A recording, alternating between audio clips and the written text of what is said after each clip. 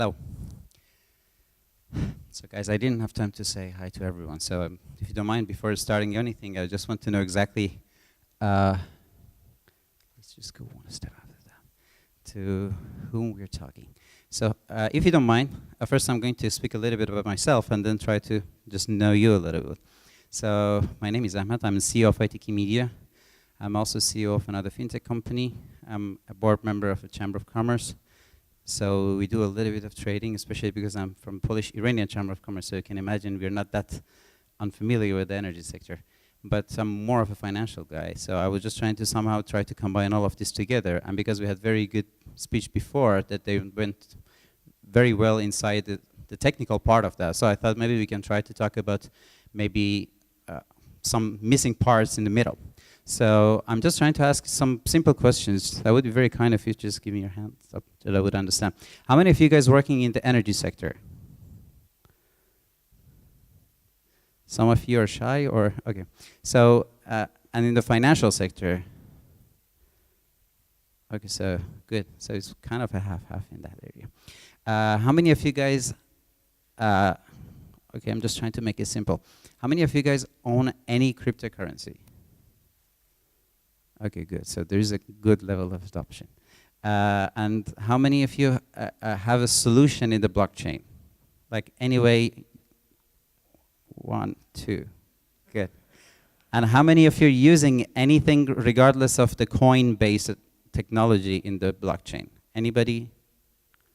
Good. I think there are some points to 1. Perfect.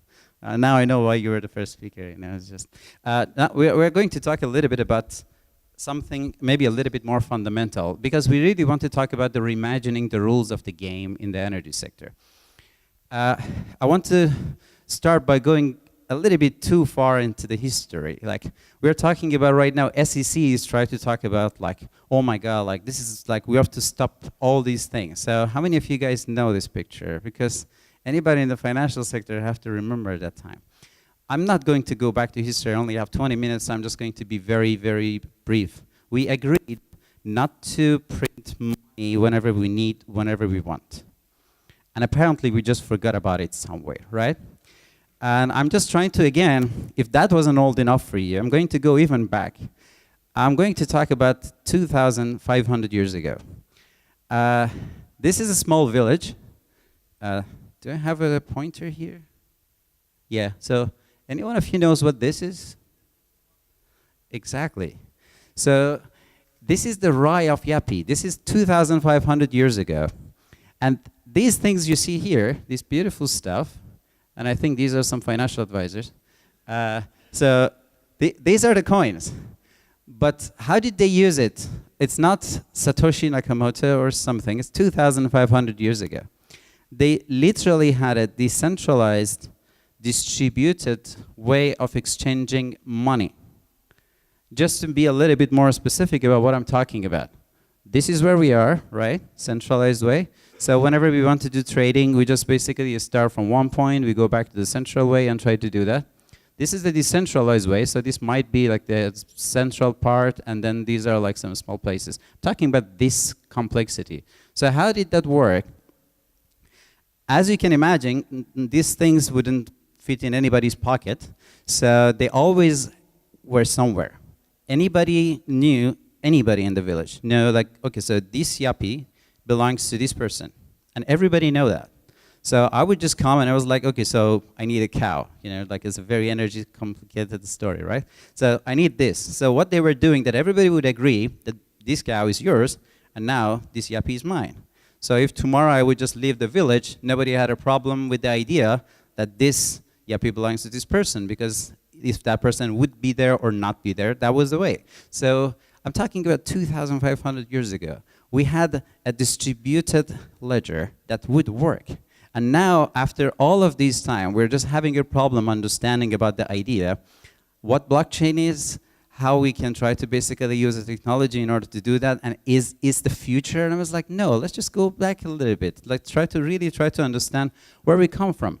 So the whole idea is that a blockchain is just another technology that would try to help us go back to our basis, not even back to the strange future that we have to be worrying about, like is the AI is going to take over. Different story, different story. We're just talking about the idea that if you want to do trading on the energy sector or anywhere else, is there any other way of controlling things? We're not even talking about coin-based effects. We can talk about it in a different context and in a little bit of a more time, but because we're literally going to talk about lots of stuff, first thing, it's trustless. What does it mean? On a blockchain, lots of stuff that we're listening is just some buzzwords and the things that they are basically are being raised because like I have my own ICO and I want to basically make a few bucks and everything is going to go further. But what we're talking about right now is just the basis, and then I'm going to go a little bit into the energy and how this energy can basically use this technology. Forget about decentralization, forget about everything else. We're going to step by step talk about how the blockchain and the whole idea can try to somehow help. Think about the idea that you want to do trading in energy or any other sector, and you don't have to trust anyone, because everything is exactly as it is, and nobody can touch it.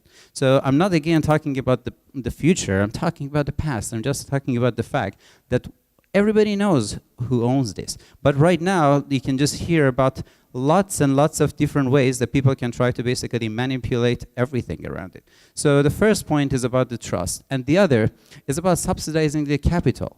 Like right now, if you look at even lots of financial problems, right now the economy is showing us that the interest rates are going to go high. But because of the centralization, we just manipulate it. So we are subsidizing the economy to go down. We are basically trying to manipulate it. And there is no other way to literally try to stop a centralized government from destroying you and your future unless you understand that the only solution is for decentralized way, and at the same time in a way that people at least have to understand that the market goes one way and interest rates are going into the other way.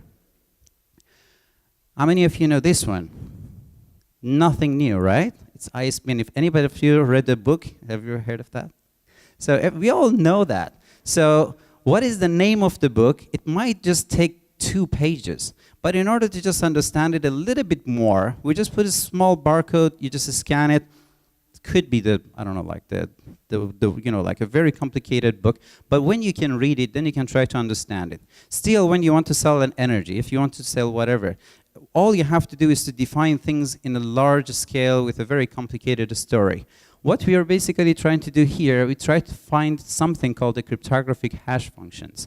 We try to just define things by one thing that is exactly as it is, and there is no way to basically just manipulate it or try to call it something else. So if you have any formula, if you have any things that you really try to keep it and you don't want to be manipulated, so you can try to easily just put it into a different way of pronouncing a name of a book into something much more simple and try to do that.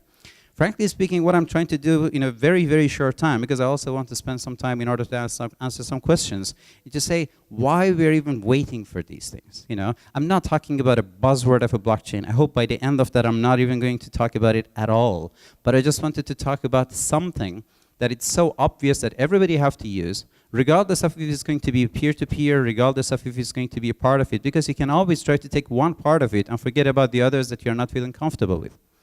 The other part is about anonymity. Like whenever we were talking about blockchain, about cryptography, about cryptocurrency, everybody was like, yes.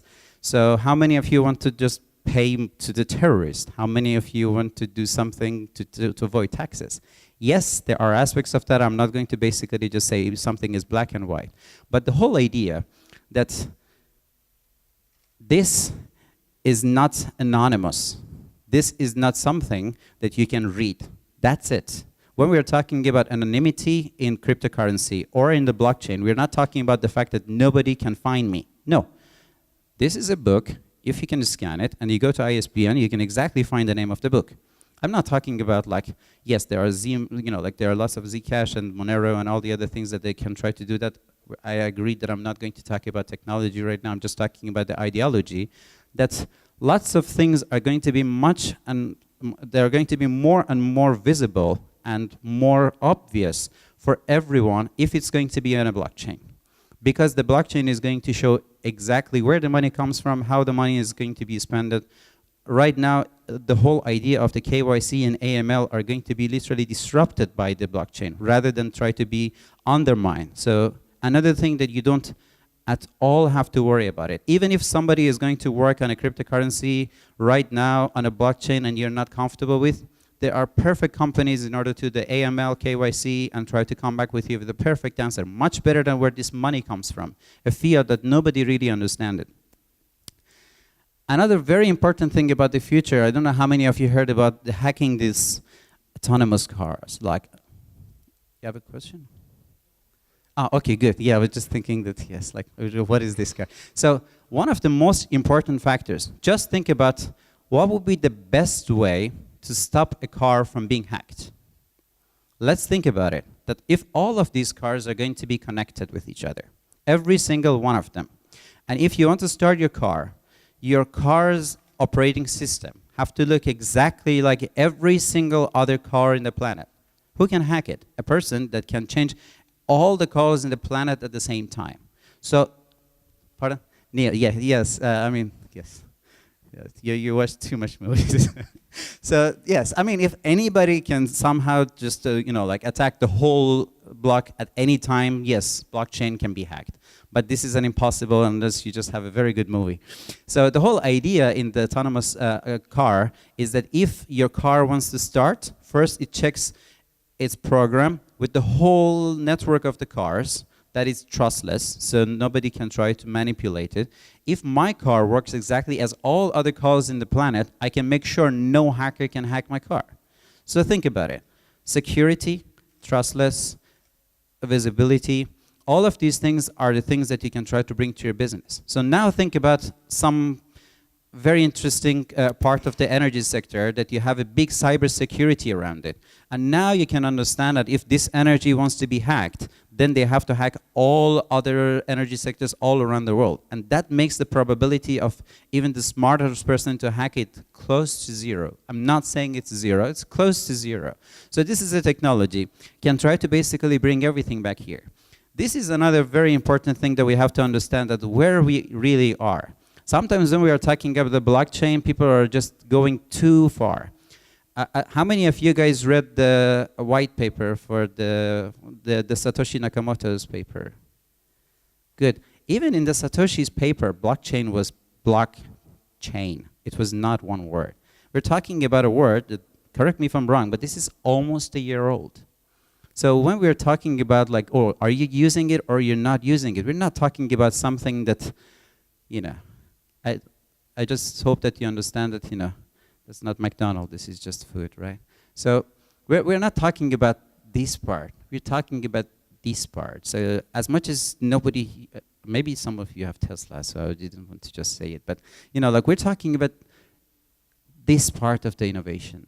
So that's the point, that we don't have to be agnostic about why, because nobody is using it, so maybe there's a problem with the technology. Maybe because there are so many things that are happening and we see that they are better. It's just about the time. Every single technology is going to go through the same phase, so we just have to be a little bit more basically patient with that. For the rest of that, I'm just going to touch a little bit about what is happening in the world of the energy, but frankly speaking, I have lots of more knowledgeable people in that area, so I'm just going to touch the surface of that and try to just move forward. The decentralized optimal power flow. Another fun fact about talking about the blockchain is that not only you can use the blockchain technology for securing what you already have, or for try to even change the different way to monetize your system, you can even try to optimize the way that your grid is also working by the same technology. So I'm just basically trying to bring back to some buzzwords that they are super important right now, that they are really practically are being disrupted right now by the by the blockchain in the energy sector. So another alternative direction method for the multipliers, that was also another very interesting papers. I'm just going to put my email in the end. Literally every single one of them was a paper that I was just trying to, like read and try to bring it. But definitely 20 minutes with the questions and answers is not something that we can try to go back to the technicality. What I really wanted to do is just to open a door, try to just basically say that there's nothing strange about it.